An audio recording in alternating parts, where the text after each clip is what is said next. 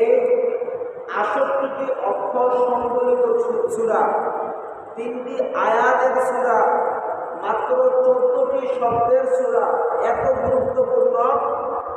গুরুত্বপূর্ণ যে হক্কানি আউলিয়ায়ে কেরাম ইমাম শাফি সহ অসংখ্য বুজুর্গ ব্যক্তিগণ ইরশাদ করেছেন, নুরানি জবান দিয়ে বলেছেন, যদি কোনো ব্যক্তি এই সূরাতুল আসরের মাত্র 3টি আয়াতকে তার জীবনের মধ্যে আনতে পারে, প্রতিফলন ঘটাইতে পারে, তাহলে এক বিনিময়ে সে আল্লাহ তাআলার পক্ষ থেকে কল্যাণ পাবে। জবান করে সুবহানাল্লাহ। কয়টা অক্ষর, কয়টা আয়াত?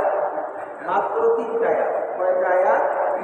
3টা আয়াতের হুকুম যদি আপনি আমি মানতে পারি, তাহলে বুজুর্গ ব্যক্তিগণ